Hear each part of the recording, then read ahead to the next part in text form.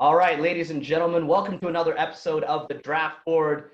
David Song, Tyson Workington here with you. Hope you guys have been having an excellent week.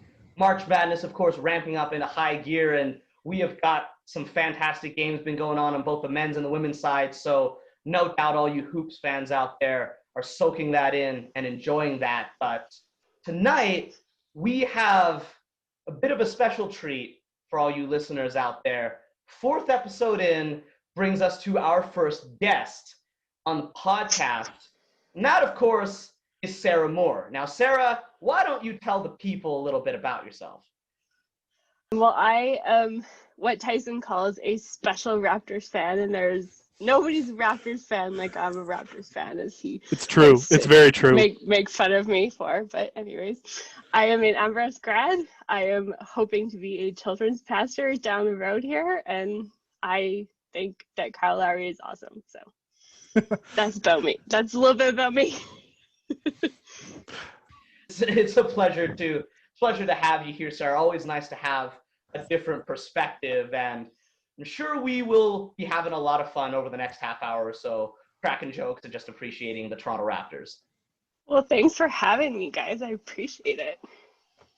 Absolutely. Now, before we get started with that, however, it is time for our feel-good story of the week. And this one is a little bit more personal on my end. So once again, for those that don't know me too well, I am a part of IUPUI's Sports Capital Journalism program. And this Monday morning, I had the privilege of attending a Zoom session in which the head of our program, Malcolm Moran, who is a fantastic sports journalist and professor in his own right, moderated a discussion with Jim Nantz of CBS Sports fame. And Jim Nantz is certainly a commentator who I've come to appreciate over the years. Now, my first introduction to him wasn't that great because it was the video game commentary for Madden NFL 15, which really showed off Jim Nantz and Phil Simms' worst side for a lot of years. But in real life, Jim Nantz is he's a great man by all indications, and he is very good at his job.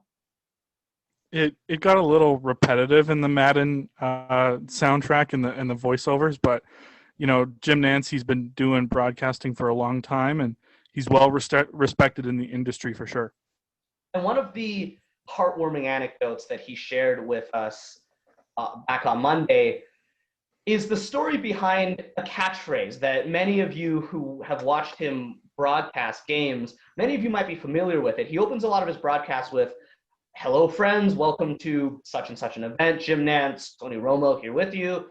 And then, of course, he takes you right into the game itself. But he told us why he says that and where that comes from. And the answer is very, very personal. It actually stems from his relationship with his father, a man who you can tell he loved his dad, and his dad was a very important person in his life. But unfortunately, towards the end of his life, Jim Nantz's father struggled with Alzheimer's disease, and his memory and brain function just continued to decline. And so one day years ago, Jim visited his father in the hospital, and he said, "Listen, I have to go do a game soon, but when I start that broadcast, I'm going to look at the camera and I'm going to say, 'Hello, friends.' And, you know, Dad, I want you to be aware of that because this is going to be our little secret."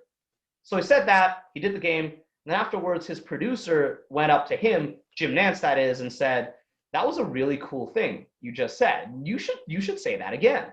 And he hasn't stopped. And so it was very, very touching anecdote, and it is definitely something that we wanted to hear. We're interested in hearing, and you know, rest in peace to that man. Definitely a great man. Yeah, for sure. And it's good to hear those stories. And you know, a lot of sports people are very close with their families, and it's good to have that close-knit relationship even in the broadcasting spectrum. So thanks for sharing that, David. For sure. And now, speaking of Jim Nantz, it's a great transition into our next subject because Jim Nantz is also known for calling college basketball, including March Madness. His alma mater, Houston, has made it through to the Final Four, and no doubt he is thrilled and also obsessing about that. He admitted that he was tightly wound about Houston's fate in the men's side of the NCAA tournament, but he'll definitely have something to look forward to. And speaking of basketball, we're not here necessarily to talk about March Madness today, but we are going to talk about the NBA once again. We're going to revisit the NBA, and we're going to revisit the trade deadline and specifically how it affected the Toronto Raptors. And the elephant in the room here is obviously the fact that Kyle Lowry, the 35-year-old six-time All-Star, is still in Toronto, where he will remain now at least until the rest of the season. And obviously, a lot of Raptors fans have strong feelings about this. Sarah, you're one of them. Yes, I love Kyle. Kyle's awesome. I'm very glad that he is still here. But did you expect that he was going to move, as a lot of people did? I kind of thought that, like, he was going to get shipped to probably Philadelphia. That was kind of the rumors that were sort of mulling around. And I thought, well, you know, Masai's like Batman, so he's going to do some crazy deal in the middle of the night, and we're going to wake up and the team is going to be completely different than it was the day before. And they were talking about on the broadcast for the Denver game of like, oh, this might be Kyle Lowry's last game. And, you know, it was super emotional. And it was just, you know, are we going to lose our guy? Like, is he going to, you know, is he going to be on the Sixers in the morning? Like, we don't know. So. For sure. It was that was crazy. Absolutely. And for reference, that game Sarah was talking about happened last Wednesday, March 24th, and it was special for another reason as well. That was the all-female broadcast crew. Megan McPeak, Kia Nurse, Kayla Gray, Amy Audibert, and Kate Burness took the reins for that one. And all three of us watched that game. I know that I, for one, was impressed with their performance. I was having a lot of fun. And the Raptors won that game to boot. They haven't been winning much lately, so that was a nice bonus, but lo and behold, Kyle is still around. Tyson, what are your thoughts? Yeah, so I think that when you look at it from a basketball perspective, this doesn't necessarily make sense not to trade Kyle Lowry, right? Like Kyle Lowry, he's on an expiring contract. There's a chance that you can lose him in the offseason. With Kyle Lowry, you know, being 35, he's looking to compete and looking to maybe win championships. And the Raptors might not be the best place to try and win championships at this point. They have been losing a lot of games, but it's been a tough season down in Tampa for them. So with Kyle Lowry, it makes a lot of basketball sense to try and trade him, recoup assets, maybe try and sign him in the offseason. And if you can't sign him in the offseason, then let him go to a contender and let him, you know, later on in his career sign a one or 2 day contract to retire as a Toronto Raptor. And that's definitely something that, you know, as a possibility for the future. But from a team and a basketball perspective, the Toronto Raptors probably could have looked to get some assets for Kyle, whether that's a young player or a draft pick, because let's face it, there's a strong likelihood of Kyle Lowry leaving in the offseason to kind of go and join another team and join a contender, and then the Toronto Raptors would kind of lose him for nothing. But when you look at it from like an organizational perspective, it's a much different situation when you think about Kyle Lowry. He's the heart and soul of that team, and it would be gut-wrenching to both the organization and to the fans to see him traded and to see him go. So maybe for the long-term health and long-term care of the organization, it was better to keep him than try and recoup basketball assets. Yeah, there's definitely an argument to be made for both sides. We'll get into that a little bit later, but I liked what you said in pointing out the obvious if you're a Toronto basketball fan, that Lowry, he means a lot. It was tough to see DeMar DeRozan go a couple of years ago. Obviously, Sarah, I bet you remember that, and it's a good thing that Kawhi Leonard and to a lesser extent Danny Green turned out to be guys that were crucial in winning us our first championship. So that was a very risky trade in some ways, but it paid off and Kawhi pulled his weight and then some in the playoffs. But to see Kyle Lowry go as well, even though he is 35, see him go a couple of years after that would certainly not have been a fun thing for many Raptors faithful. Right, Sarah? No. I mean, losing DeMar was tough, but I think, at least for me, I knew what was coming. So I was like, well, you know, it's okay because Kawhi is coming, and if you've watched Kawhi Leonard play basketball, he is incredible. Mhm. And if you can get him on your team, you go and get him on your team. Certainly. And that kind of brings me to one of my main concerns about trading Kyle Lowry is that, like we said before, he is getting older. And if you've followed professional sports, not just the NBA, for even a few years, you know that aging veteran rentals tend not to net huge returns on the free agent market. No, sorry, not the free agent market, but on the trade market, rather. And in my experience, that applies not just to basketball, but to hockey, to football as well. And frankly, I was not personally convinced that too many teams would have been willing to give up a great deal for Kyle Lowry, because what do you think we would have wanted for him? Obviously, it would probably be some combination of a blue chip prospect, a young guy who will or at least will likely become an impact player in a couple of years, and hopefully a first round pick, because as we know in the NBA, second round picks aren't worth much. That draft is only 2 rounds, and the majority of second round picks do not succeed in the NBA. And from my point of view, albeit as an outsider, I felt that it was much more likely that teams, even interested teams like Philadelphia, Miami, and the Lakers, were reported to be the front runners.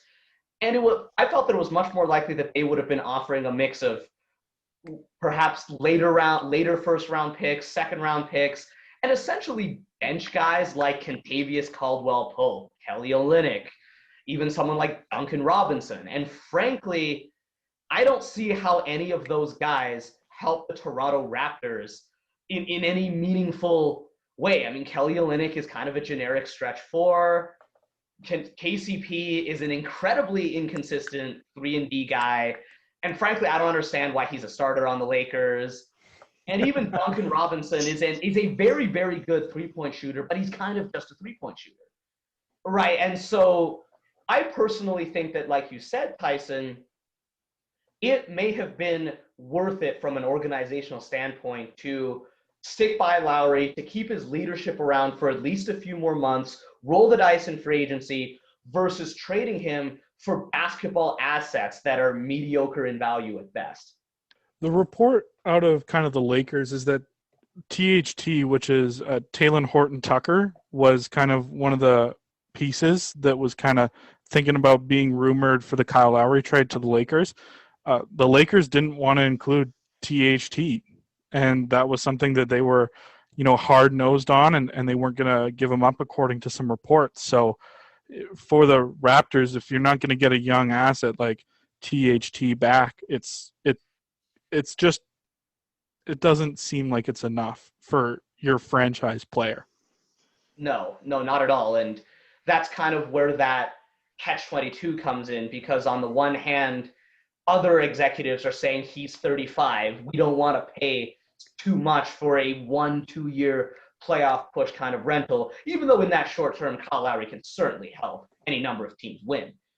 But on the other hand, not just from a fan standpoint, but also from an organizational standpoint, Masai Ujiri more or less admitted that in his view, he looks at Kyle Lowry just differently than other people, because he knows the impact that Lowry has brought on and off the court for 9 years.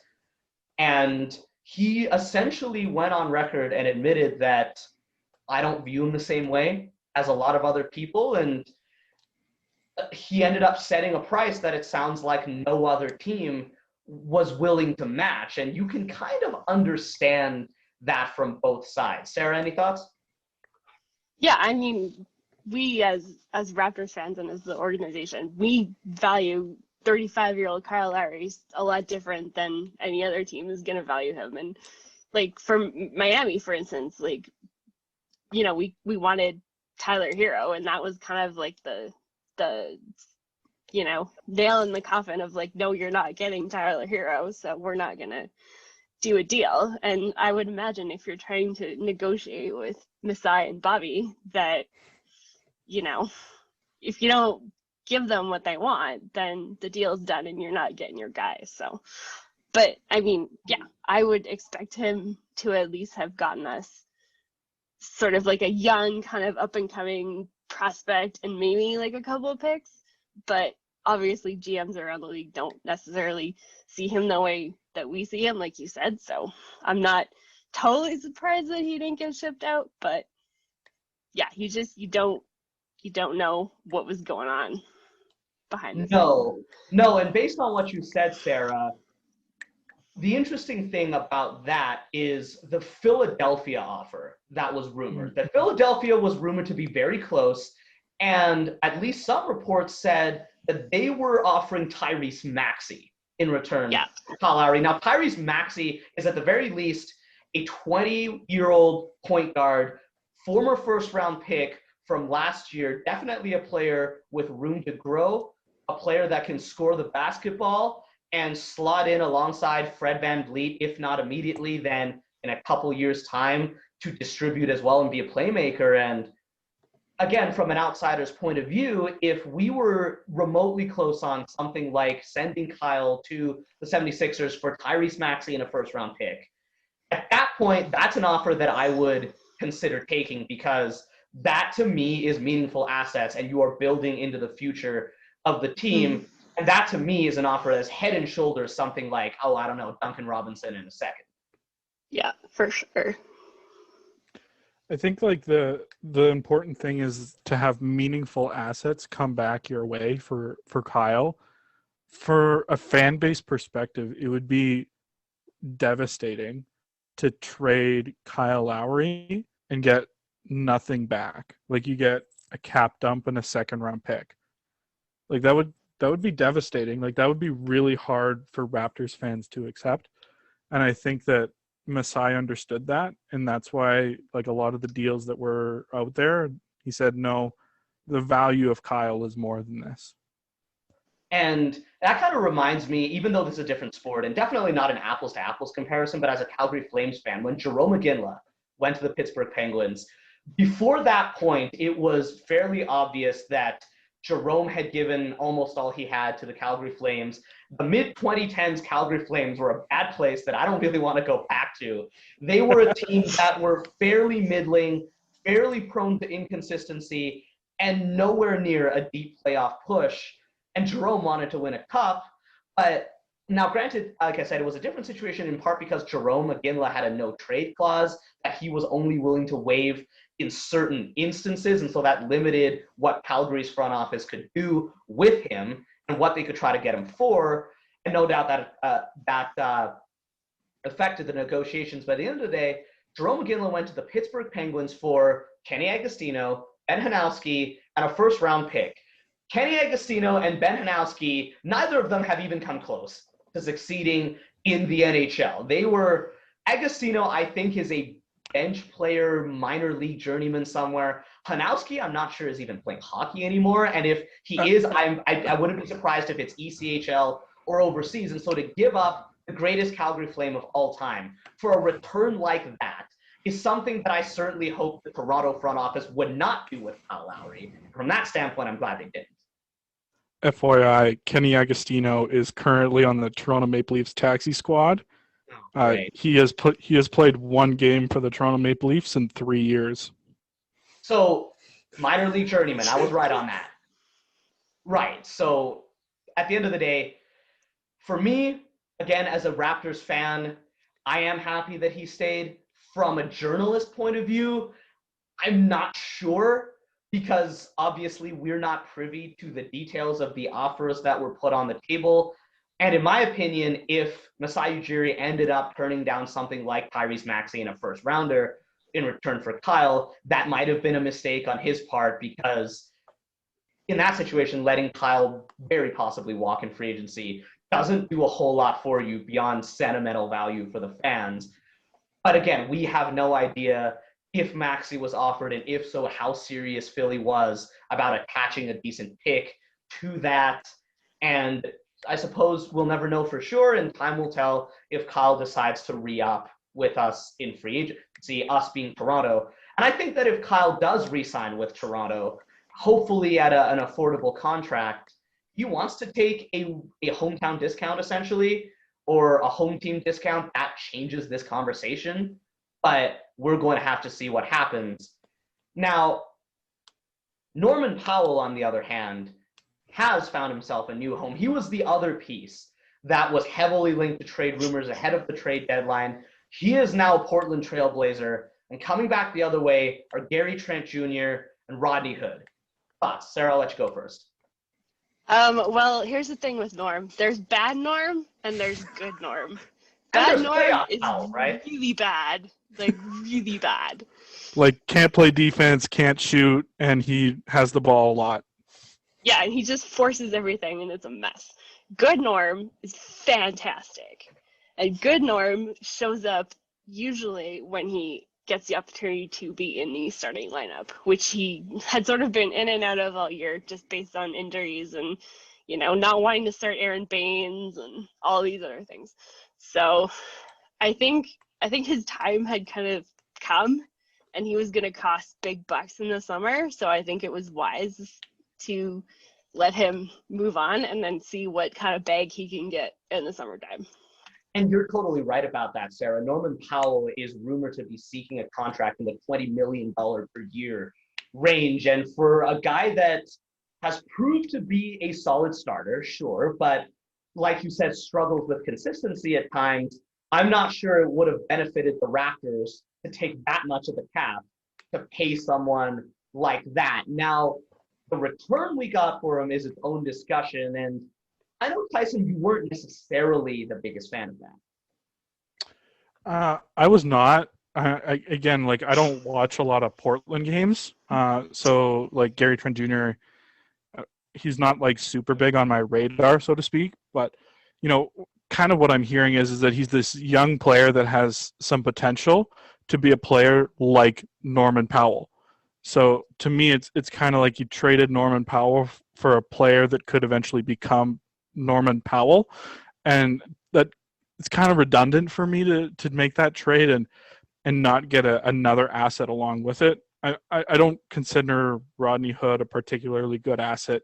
He's been on some good teams and he's failed. Like he went to Cleveland and he couldn't play with LeBron, and you know he's kind of struggled to stay in starting lineups at times. So you know Rodney Hood, I'm not super big on. He'll provide some bench depth and he'll be able to come in and give Kyle Lowry and Fred VanVleet some rest. But, you know, the bulk of this trade, the thing that made this trade swing was Gary Trent Jr. And I'm not necessarily – like, I would have preferred if there was another pick thrown in that trade as well. Or Damian Lillard. Just kidding. We joke. Yes, please.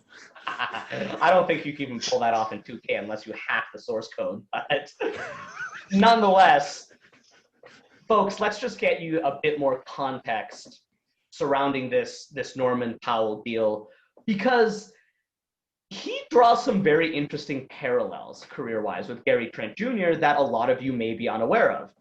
For example, Norman Powell was a second-round pick, 46th overall in 2015. As we said before, many second-round picks fail. In fact, most of them fail to make it at the NBA level. Norman Powell did not. He has worked on himself, bet on himself, become a solid, albeit inconsistent starter, and a contributing part of the 2019 Toronto Raptors championship. Gary Trent Jr. was a second-round pick, 37th overall, so fairly close in the draft. He was drafted in 2018. Both Trent Jr. and Norman Powell signed a 3-year deal ahead of their respective rookie seasons, which is an interesting factoid.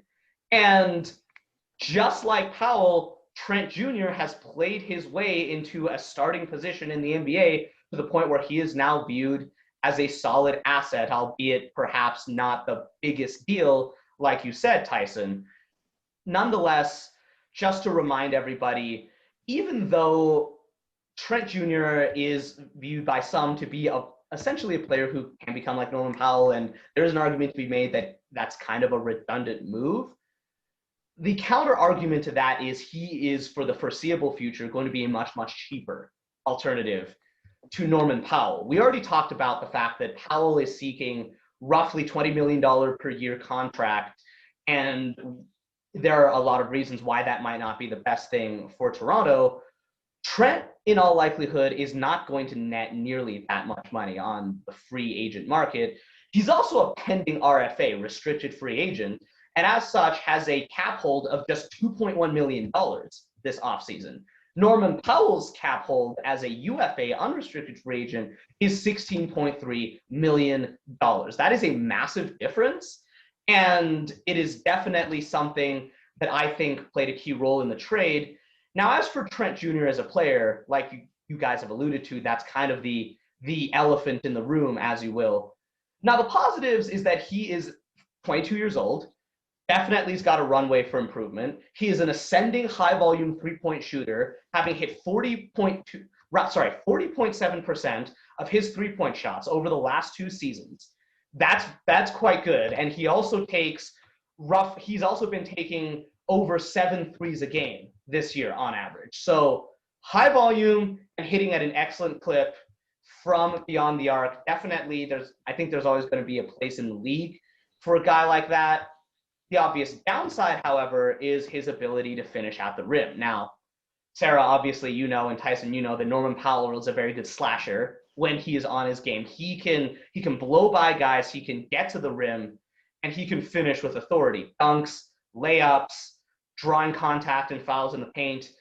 Gary Trent Jr. right now, not so much. He's a decent finisher when he gets to the rim. The problem is he does not get there very often, and it's just not a big part of his game right now. He's a guy that relies on his teammates to get him the ball for a good shot, which can kind of pencil him in or pigeonhole him as a 3-and-D wing type of a player. The good news for that is that because he doesn't put the ball on the floor very often, he's one of the least turnover-prone guys in the NBA. And now, as you said, Sarah, Norman Powell has a tendency to turn the ball over when he is having a bad game. So there is that to consider. Sarah, I just want to ask you, what do you think about, Gary Trent Jr. as a player? Like, how would you analyze him? He seems to have like a bit of a mid-range game going, like a sort of like 12 to 18 foot shot that seems to be falling pretty consistently from the very small sample size that we have of him on the team. So I'm hoping that will continue to grow and expand, and he can, that comes a really reliable shot for him that he can knock down no problem. I think he's got a bit more defense than Norm has, so I'm hoping that will also work out for us. So we'll see. Well, yeah, that's an excellent point, Sarah. And another part of Gary Trent's scouting report is this, shall we say, rather nascent mid-range game. That even though at this point he's actually primarily a three-point scorer, like I said before, he does have the potential to drive in a little bit and hit these floaters, hit these mid-range pull-ups, and if that becomes a consistent part of his game to go along with his high-volume three-point shooting, he can definitely be a very useful offensive asset, starter material. And as far as defense goes, Trent Jr. is known for his effort on that end. He doesn't foul as often as Norm, and he forces turnovers at a similar rate. Even though statistically right now he is not a great defender, he certainly has room to grow in that department, and the Toronto Raptors are hoping he does that. Yeah, he's still young. Trent Jr. He's got a lot of room to grow. Like you said, he's much younger. He's much cheaper than Norm, and he's definitely a player that has some promise. I'll say that. It'll be interesting to see kind of what Gary Trent Jr. turns into over the course of a few seasons, playing with guys like Fred VanVleet and Pascal Siakam, and seeing how he kind of fits into this Raptors lineup going forward beyond this season. It'll be good to see him and kind of get a taste for him. But, ultimately, the small sample size that we'll have the rest of the season, I'm not sure that we can kind of judge Trent Jr. based off of that. We'll have to see what he looks like next season when hopefully the Raptors are back in Toronto. Yes, please. Tampa is cursed. we don't want to cheer for the Tampa Bay Raptors anymore. Anyone? No. No, it's getting old. No? I'm not a fan. I'm done. I want my Raptors back in Canada, please. Yeah, after that Pistons game last night, oof, that was rough. Yeah. And on that, it's been tough. And on that note, let's move on to something more positive. Yikes. But one last thing that I did want to say about Gary Trent Jr. is that off the court, he is known as a stand-up guy. He is very popular, he was very beloved in Portland, and he's actually known for being a great person off the court. For example, what a lot of people may not know is that Trent Jr. has a childhood friend named Jordan Bolton, who also played college basketball. But in February of 2018, Jordan Bolton broke his neck in an accident and was paralyzed from the neck down. And Gary Trent Jr. has remained a key part of Jordan Bolton's life since that accident, being one of the most important supports in his life as Bolton continues to work on his rehab and continues to try to get back to a state where he can move under his own power. It is a fantastic story, again, a very touching story, and that definitely says something about who Gary Trent is as a person, and any team could certainly use that in the locker room. One more thing before we move on from the Raptors here. I just wanted to say something quick about Rodney Hood and sort of contextualize him for listeners who might not be familiar.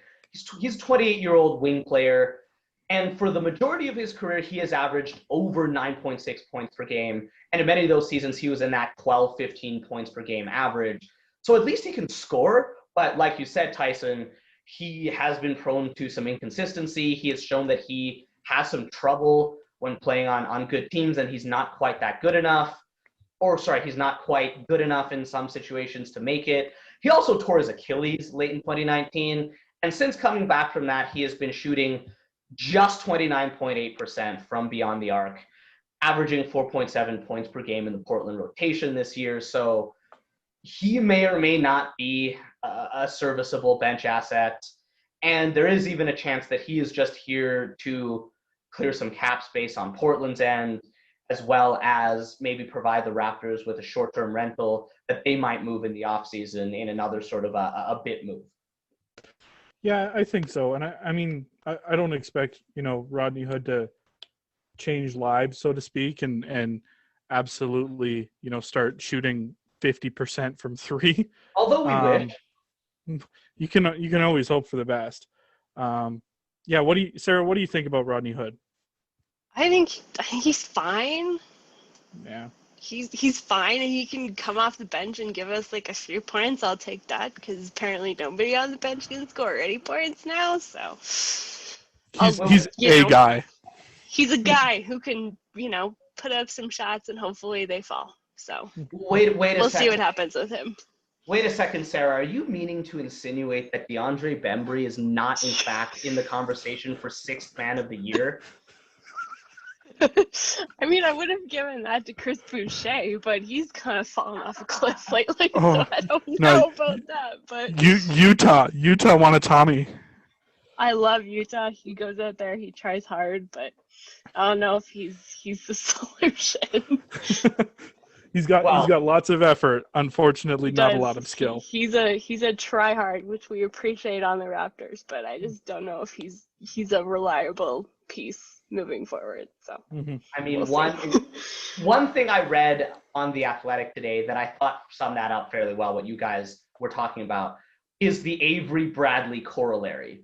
Guys who try hard and are great in the locker room but have limited at best upside when it comes to actual basketball talent and impact on a game. And every team needs those glue guys, and I'm sure that they contribute in ways that don't show up on the score sheet, but needless to say, they're not people who are going to change a team. They're not people who are going to take a team from missing the playoffs to making the playoffs, and that's really too bad. But nonetheless, we will have to see what happens with the Toronto Raptors in the next couple of years here.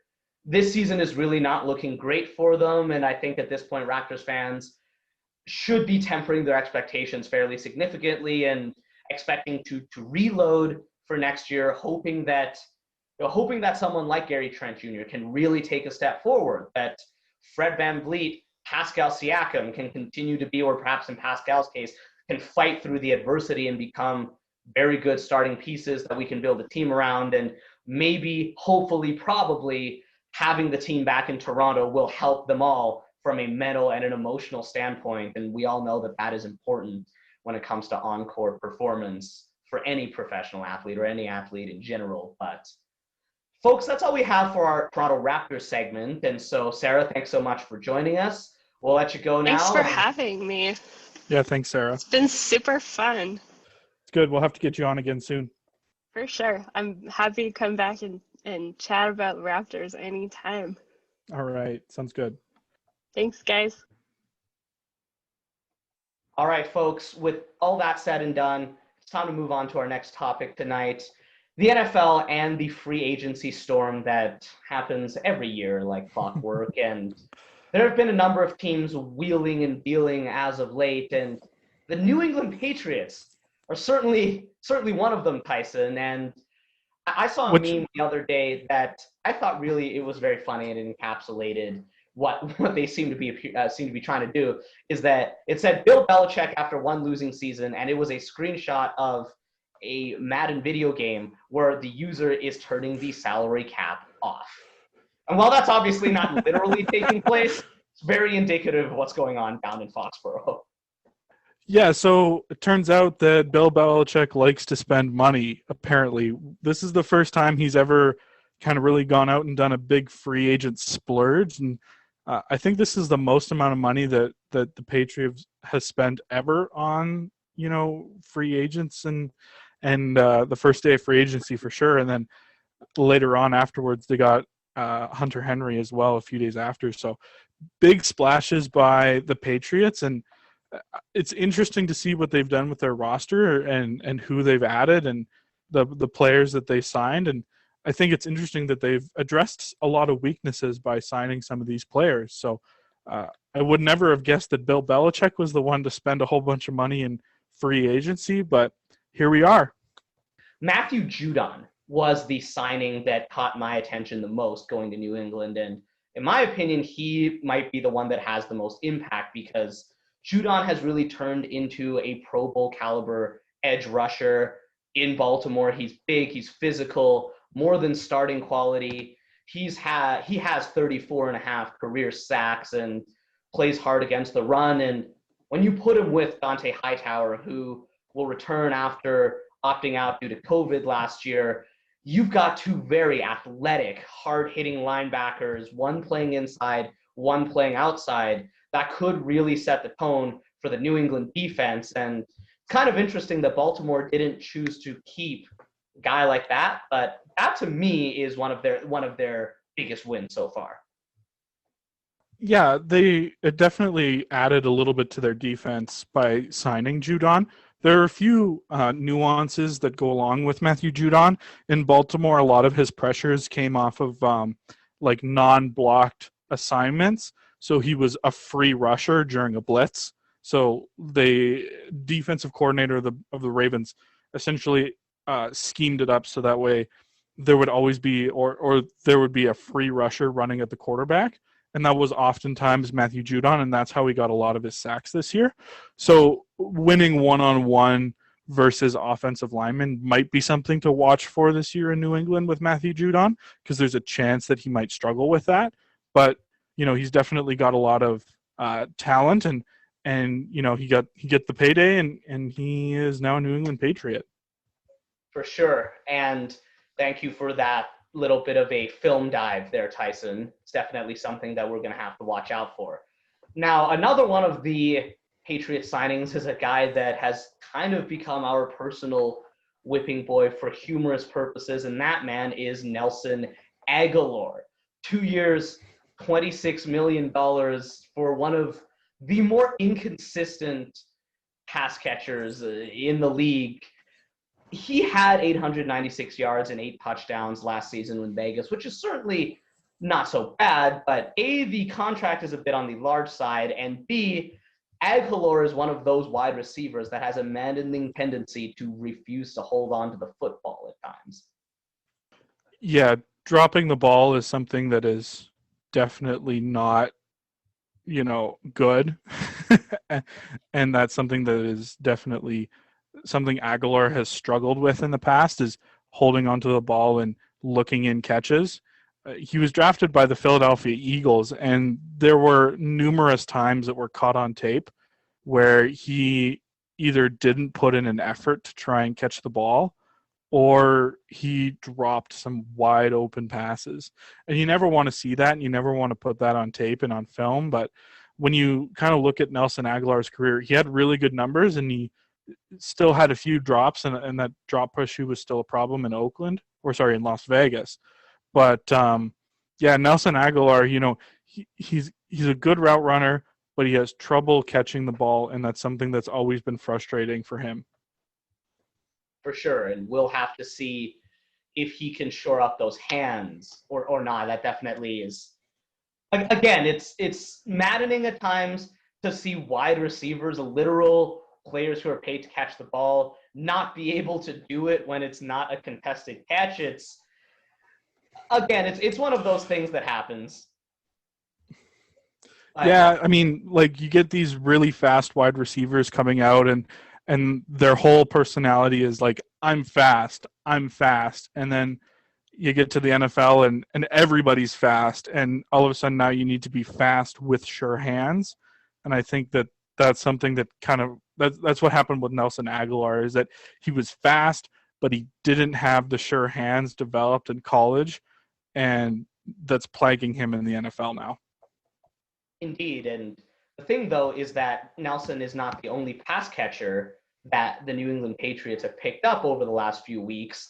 The two tight ends is something you certainly alluded to a while ago. Jonnu Smith from Tennessee and Hunter Henry from the Los Angeles Chargers. Let's take a look first at Jonnu Smith. And this is a deal that really shocked me because it's 4 years, $50 million, with $31.25 million of those dollars guaranteed for a tight end that has never hit 500 yards receiving. That, to me, is a fairly obvious overpay.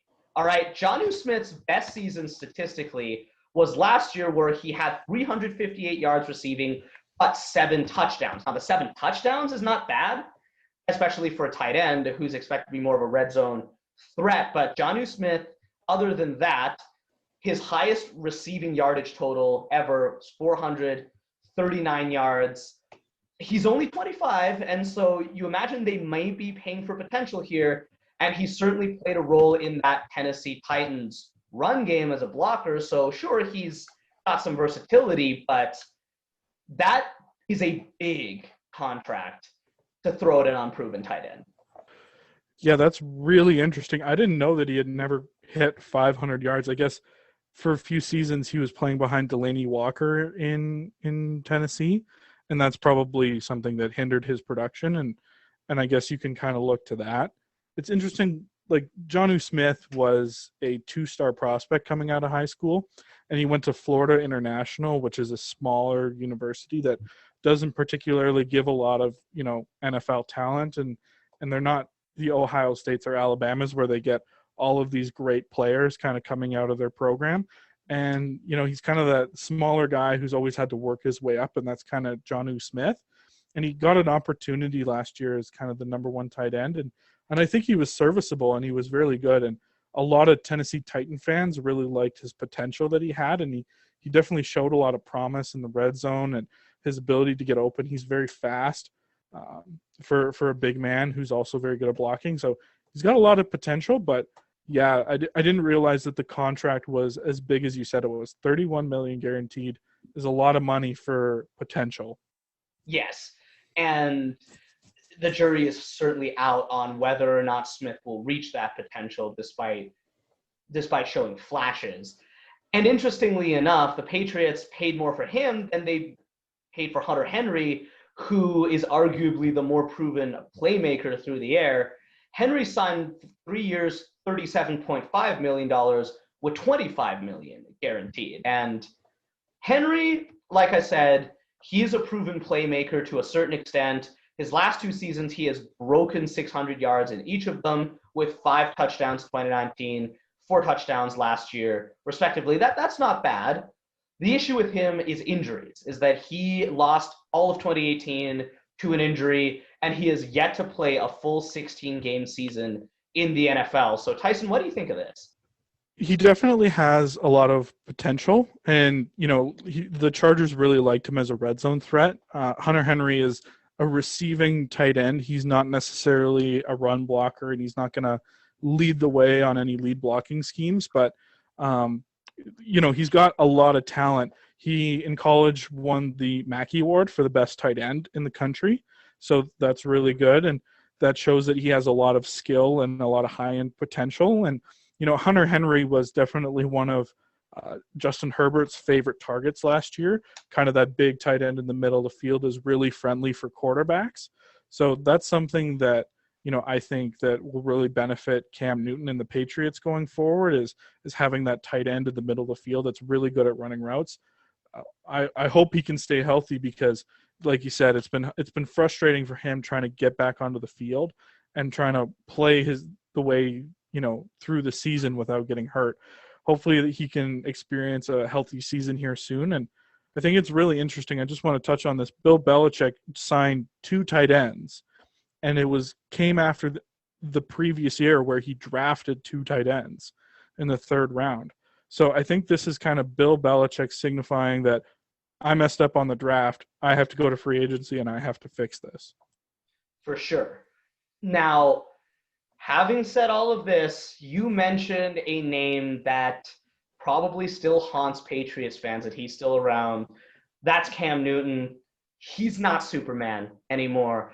At this point, he's playing like Clark Kent with a cold. And that is definitely not a good thing for New England. He had 8 touchdowns to 10 interceptions last year and was one of the most lackluster starting quarterbacks in the NFL. And not only that, but those highly poor stats at times didn't even reflect or encapsulate how bad he truly was. That his accuracy has always been scattershot, and it was poor last year. His decision-making has always been scattershot. It was poor. The one thing that you can say about him is he's still big, strong, athletic, can run, but obviously he's not being paid to play running back. And so I know that there were a lot of Patriots fans who were fairly upset with the news of him re-signing. And it's not just because of his new hairstyle that has added several inches to his overall height and would make the NBA's Alfred Payton proud. Cam Newton, I personally don't think that he is an NFL caliber starting quarterback, that unless he really rebounds this next year, to me, Cam is an athletic backup at best, and he's got a missile launcher and he can't aim it. That's my 2 cents. Yeah, that's your take. I think I have a little bit of a softer stance on Cam Newton. He added 12 rushing touchdowns this last year, so I think that's something that you have to keep in mind. Like his mobility is definitely an asset. So when you look at his stats, yeah, he had 8 passing touchdowns, but he had 20 total touchdowns. So 20 to 10 total touchdowns to interceptions. That makes it more palatable when you look at it that way. So and the Patriots scheme, they weren't trying to pass it in the red zone. They were trying to run the ball, and they had a lot of QB power options where they had Cam Newton running behind a fullback, a guard that was pulling in a tight end. So, they had a lot of designed run plays for Cam Newton to try and get that ball into the end zone on the ground. So I think when you look at Cam Newton, you have to look at him as a rushing quarterback primarily, because if you try and look at him as a passer, you're going to see what you see, which is not necessarily the best quarterback and maybe not even a starter. So while the jury's still out on Cam Newton, I want to make the point and say that, he was significantly better in the Patriots offense before he got COVID-19 this year. And once he kind of got COVID-19 and he came back, and you could see that his mobility had decreased. His stamina was definitely not what it once was. He didn't have the endurance to keep running as much. So with Cam Newton, I want to see what he looks like a year removed from testing positive of COVID, to see, what his conditioning looks like prior to the illness. Because I think that he was still playing, but I think there were some lasting effects that even us as fans, we didn't necessarily see. That's a very fair point as well. And I certainly hope that Cam is able to have a bit of a bounce back season, even though I'm no Patriots fan, but it's always tough to see a former MVP fall as far as he has, apparently, in the span of a few short years. And you're right. I'm a bit biased in favor of passing quarterbacks, and I believe that even though rushing quarterbacks are a lot more viable these days and they're a lot more popular these days, you still have to balance that out, or else it is just that much easier for teams to play a spy and key in on the quarterback as a rusher.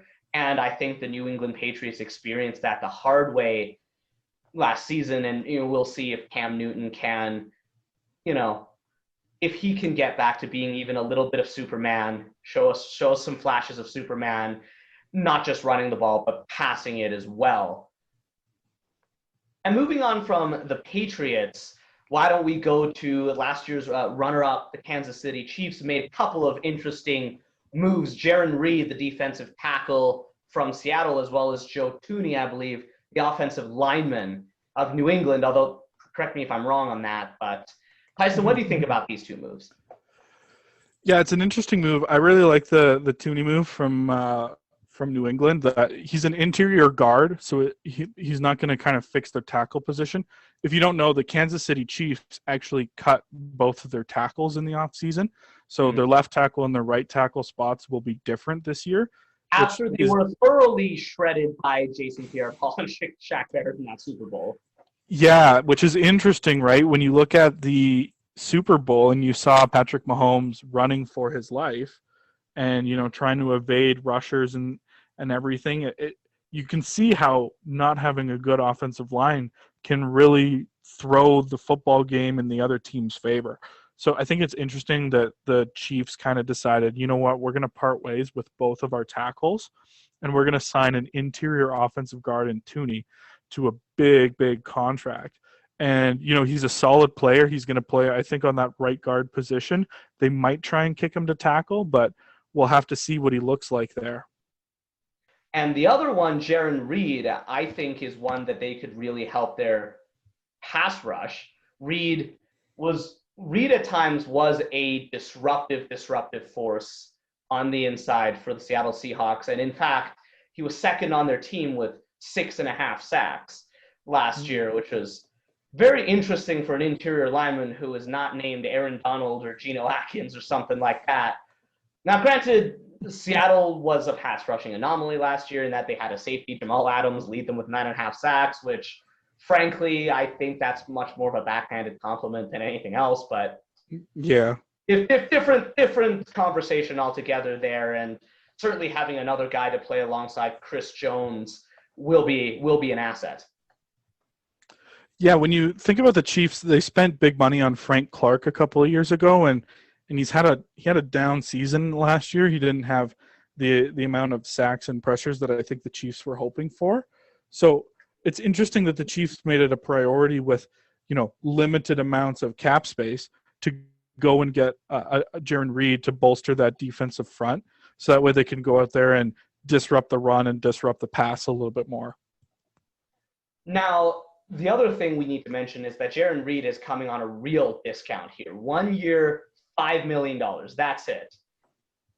And at most, that bumps up to $7 million if he hits certain incentives. So to me, that's a very low-risk, high-reward deal for a defensive lineman that can rush the passer and definitely can play against the run.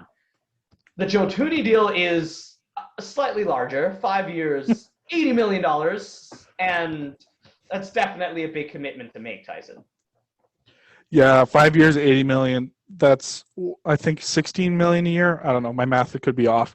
But yeah, that's no small amount of money for an offensive lineman at any position. The highest paid left tackles, which is the premier offensive line position, are only in the $20-21 million range, and those are the best of the best. So $16 million for a guard, that's a lot of money, especially if they're not going to be maybe kicking out to tackle as much as you'd think. So with the Chiefs, I think they're hoping that will really stabilize that interior line position, and that will be solved, and they'll be able to build an offensive lineman around the interior. I don't know if I like that necessarily. I like having really good tackles on the outside to deal with, premier pass rushers. You got Khalil Mack and TJ Watt and now JJ Watt, and those guys are, going to be going up against your tackles every single time they can. So I like I like having premier tackles, but I understand that when you have a premier offensive lineman, you put them in wherever you can, and you just make it work with the best you can. Certainly. And for our final team that we're going to look at in free agency, we have to talk about the defending champs, the Tampa Bay Buccaneers, and they really made some history this offseason, Tyson.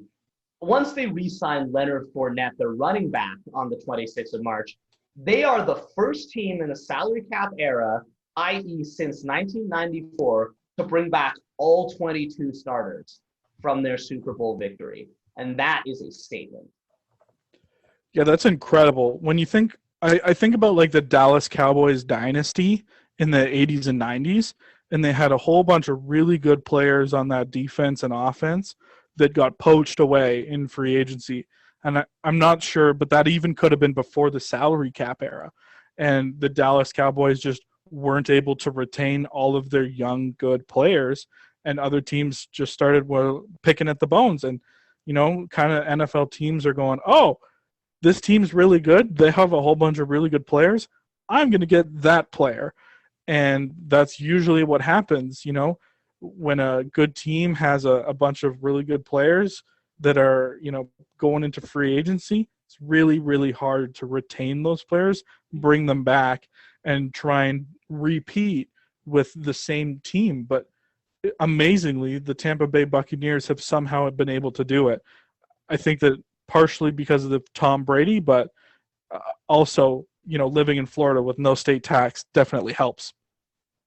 And it also helps that Tom Brady has never demanded a ransom from either of his teams. Tom Brady is there to win championships, not to be the highest paid player in the NFL. And he himself re-signed, and even though recently in the last few weeks, and even though the Buccaneers did not reveal any details of how much he's being paid, we know that it is well off.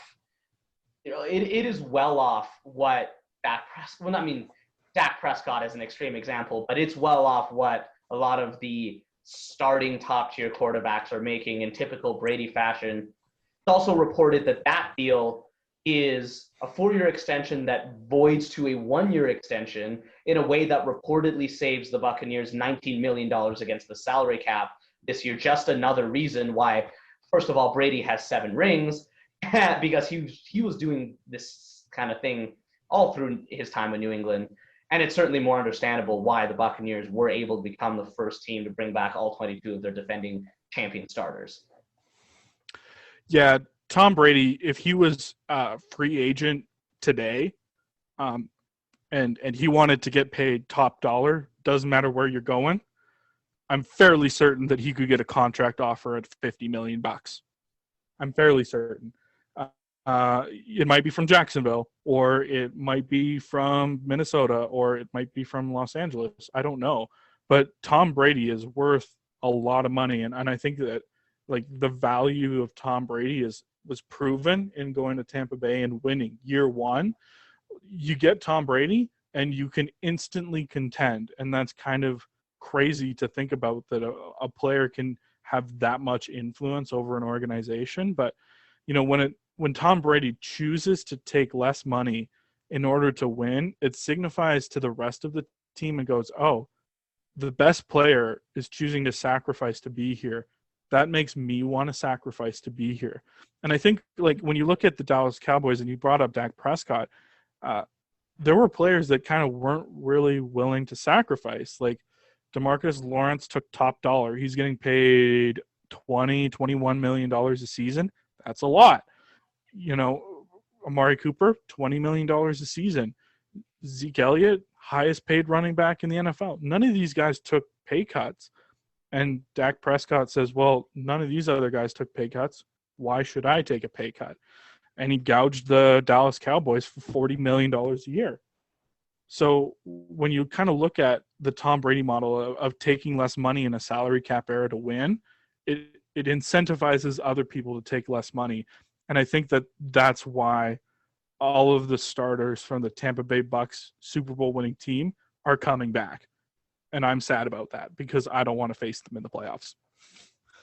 Well, You had to bring that up, didn't you? But no, the Buccaneers are a juggernaut, and they in all likelihood will be for the next few years at least. And it remains to be seen if they can. Oh my goodness! Can you imagine Brady with 8 Super Bowl rings? Can you imagine that? No, because I choose to have my sanity. Fair enough, my friend. Fair enough. Jokes aside, though, Leonard Fournette, just to bring a bow on that, he's coming back at a discount, just as Jaron Reed signed at a discount back in Kansas City. 1 year, $3.25 billion. Oh. For running back in this league, that is very, very, very good. And if you believe in that back as a power complement to your backfield and a guy who can elevate in the playoffs, well, hey, the Buccaneers certainly seem to know what they are doing, and they're certainly in a good place right now. Folks, before we move on to our final topic of the night, it's worth pointing out that the NFL has chosen to adopt a 17-game season. The decision was made earlier this week, and it's a very interesting one in ways that you might not anticipate if you're a casual fan. You think, oh, they're going from 16 games, 17 games. It's not a big deal, right? But Tyson, what are some reasons that you think that this might be maybe a moderately big deal? Yeah, so I think this is a big deal because of a few reasons. The first reason is because it'll change the dynamic of football for a little bit for the seasons and how teams manage their players. For example, how it used to be is that they would have 4 preseason games and 16 regular season games. Now they are dropping down to 2 preseason games and 17 regular season games. So this means a couple of things. You won't have as many preseason games to kind of gauge where your younger players and some of those fringe roster players are at. So you'll have to make decisions and cuts much quicker in camp. So some of those later round draft picks might not quite get the chances as they usually would to have games. And some of those veterans that teams know more will get more of a chance than the younger guys on those last, 51st, 52nd, 53rd roster spot. And that I think it will help change the dynamic of how teams choose to construct their rosters. The second thing is money-wise, and adding an extra NFL game gives more football. And I think that that's ultimately a good thing for the game, is that you want to have more football. And by having another regular season game, there's going to be another week of primetime television Thursday night, Sunday night, and Monday night. So that's big time money. The TV deal is going to go up for that. And ultimately, the players are going to get a part of that money. And this was something that was negotiated on in the collective bargaining agreement between the NFL players and the NFL owners, is that the owners had the option to choose to exercise the 17th game. And they've chosen to do it because we're in a pandemic, and more football and more money is a good thing for the NFL. So that's what they've decided to do. Now, with players, this means that you have an extra regular season game that you can possibly get hurt in. And injury prevention is going to be something that has never been more important for an NFL organization, because you're playing that extra game, and you never want to see it, but every year there's usually 1 or 2 players that get hurt in the last game of the season, and then they're out for the playoffs. So that's really tough to see, and you never want to see players get hurt. But with this extra 17th game, it'll create a different dynamic, and it'll create a little bit of a different nuance on how teams play and how teams train. And I think there will be more of a focus on injury prevention versus, maybe getting ready for Sunday football and hardcore tackling in practice. And we certainly hope that that is going to be the case, because, Tyson, according to Sharp Football Analysis, in 2020, the NFL had 555 injuries, which was an increase of 16% over the previous 3-year average.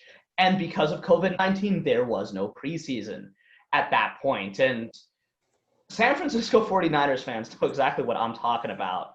In this situation, football is an extremely, extremely physical game, even more so in some ways than something like hockey. And for the casual fan, adding an extra game might not be such a big deal, but as we know, Tyson, and as anyone knows who seriously watches football, it is all too easy for someone to roll up on your ankle, someone to hit you shoulder to head even though it's not allowed. It's freak non-contact ACL tears and Achilles injuries. This is a very, very hard game on the human body, and last year stands as evidence that without preseason and addition strength and conditioning to get regular roster players in particular physically ready for the season more. And a lot of high profile guys can get hurt more, which even though we're getting more football next year, stars like Nick Bosa getting hurt and George Kittle getting hurt, that is definitely not good for the game of football in general. And I definitely would hope that every single team in the NFL is going back to the drawing board with their strength and conditioning in this reduced time frame and the preseason approach in this reduced time frame to give guys the best possible chance to stay healthy. Yeah, I agree. And nobody wants to see like premier players like Saquon Barkley and Christian McCaffrey sit out the whole season with injuries. Christian, those are two other great examples for sure. Right. And I think that you make a good point. The lack of preseason games and training camp specifically, the muscle buildup around your ACL ligaments and your bones didn't happen because of COVID and restrictions, and you didn't have that training camp time to practice. So the buildup of your muscles weren't necessarily where they needed to be. And the player was still as explosive as they were, but they didn't have that injury prevention there from the muscle buildup. So they were more susceptible to injuries, especially during contact. So hopefully teams are protecting their assets and their players, and that we can hopefully see a decrease of injuries this season, because nobody wants to see anybody get hurt. No, definitely not. But now it's time to move on to our final topic of the night. And this time we're moving back to the NHL, and we're talking about the Toronto Maple Leafs. All you Habs fans can click X on the tab right now. I'm just kidding. Please don't. But we're here to talk about a player by the name of Alex Galchenyuk, who was drafted in 2012, third overall, first round by the Montreal Canadiens. He did not exactly work out in Montreal, and after a bit of a tumultuous journey, he's now found himself in Toronto. And Tyson, you have a few thoughts on how he's fitting in. Yeah, so I've been pleasantly surprised by Alex Galchenyuk playing on that second line with John Tavares and William Nylander. It seems like he's fit in pretty well in that line, which is definitely more than what I was expecting. I kind of expected Alex Galchenyuk to kind of be that depth forward that would come into the lineup if the Leafs were absolutely desperate and ravaged by injuries in the playoffs. But other than that, spend most of his time on the taxi squad and, ultimately not make a very big impact on this team. But I'm happily surprised in that he's been doing, quite well. Like you said, he's a third overall pick of the Montreal Canadiens, but he's really struggled in previous years. He's been on 7 teams in the last 3 years, which is really hard to deal with. That's a lot of change for one person. If you're anything like me, I don't like change, and I don't like having a lot of change in my life. But, Alex Galchenyuk having to change teams, change coaches, change systems, and change cities, that's a big deal, and that can kind of wear on you, especially when you're thinking about, I'm a former 30-goal scorer. I'm a former third overall pick. And I think with Alex Galchenyuk, when you think about his career, he's been traded to, Arizona, and he's tried it in Pittsburgh, and ultimately he tried it in Ottawa. And when you think about Alex Galchenyuk's career, I think what has happened is that he's kind of had a wake-up call. Oh, I'm only being offered $1 million to play for the Ottawa Senators. Oh, I'm on the 4th line of the Ottawa Senators. Oh, I'm getting traded to the Carolina Hurricanes. Oh, I'm a cap dump in the trade. I'm not even a player. Oh, they're going to put me on waivers. Nobody's going to claim me on waivers. Oh. And then the Leafs go, I'm going to trade for you now. And that, I think, kind of woke Alex Galchenyuk up a little bit in kind of saying, oh, man, like this could be my career. And I think like that's something that woke up Alex Galchenyuk. Now, that's a very good point, Tyson. And like you said, Alex has been through a tumultuous journey in his NHL career in which he has certainly failed to live up to that third overall billing.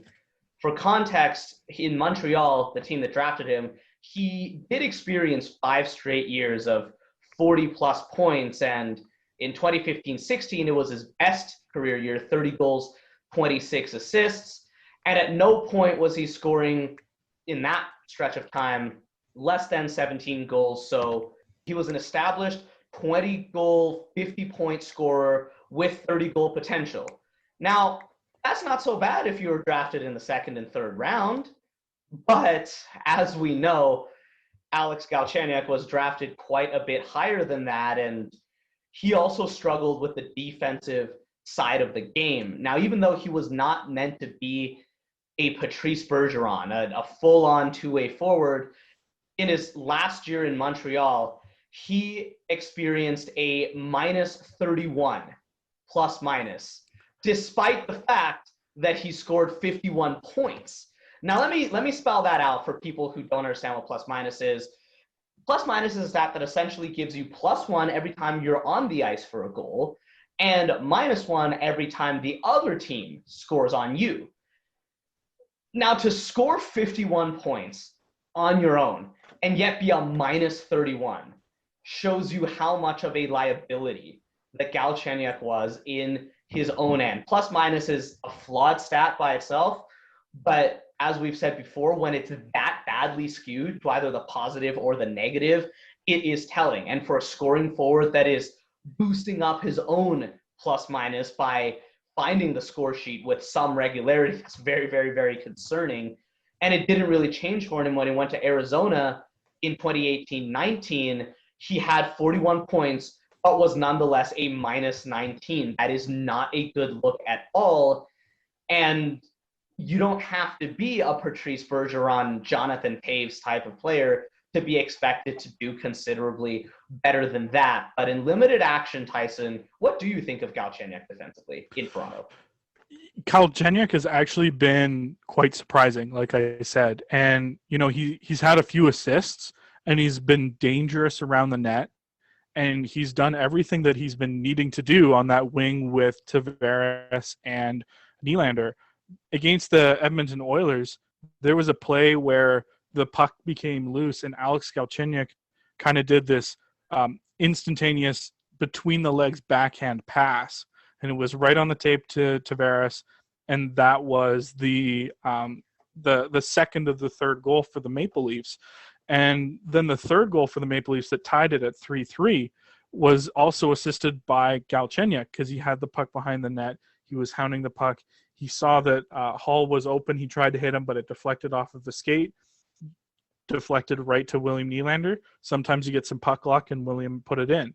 So with that situation, like you're looking at Alex Galchenyuk on that left wing, and it's almost as if he's kind of come back into his own and started playing well. Like this is kind of what Alex Galchenyuk was supposed to be in all of the previous stops before Toronto. This is kind of what he was supposed to be like in Arizona and Pittsburgh and Ottawa, but he never quite got to that point with those teams. So it's interesting to see that Galchenyuk has been playing really well, and I'll definitely be watching to see what happens the rest of the season with Galchenyuk. But as of right now, it appears that Galchenyuk has been really good on that second line, playing top 6 minutes. Like you said, he's a goal scorer. He's not going to be a defensive player. So playing him on that third or fourth line isn't necessarily going to do the Leafs a whole lot of good. It's not going to serve them a whole lot of purposes. But playing him with Nylander and Tavares will give him an opportunity to have success. And at this point, that's all Galchenyuk needs, and that's all he wants. So hopefully that continues, and the Leafs can, maybe have found a real nice player here in Alex Galchenyuk. Limited sample size, but the initial returns are certainly positive, and hopefully for his sake, if Galchenyuk is playing on that second line with two extremely skilled forwards, it can help him become better defensively in the sense that he's not put in as many compromising situations, right? Not only will those guys help him find the score sheet, but generally speaking, when the second line's on the ice, first or second defensive pair is on the ice with them, and so that will definitely provide some rear guard support so that Galchenyuk is hopefully not as exposed when the puck is going the other way. And again, plus minus is not something you can judge a player by in a vacuum. It can be a very misleading stat. And so what I would be looking for as an outsider is that if Galchenyuk can continue to score it, you know, at this point, I think that a 60-point pace per 82 games is definitely the low end of the hope for him with all this talent.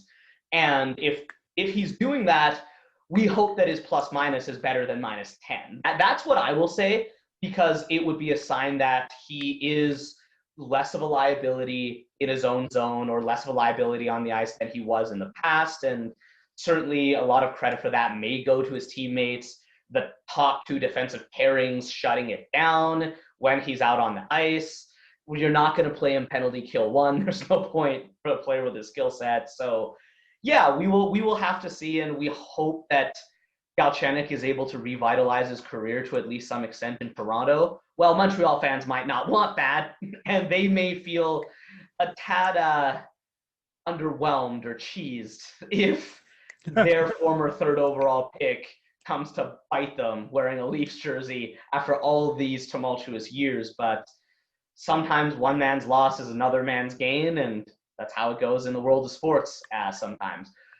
But folks, that's all we have for you tonight. We want to thank you for tuning in and bearing it with us as we try a bit of a new thing tonight, and we hope to see you back quite soon. So for Tyson Workington, I'm David Song. Good night from the draft board.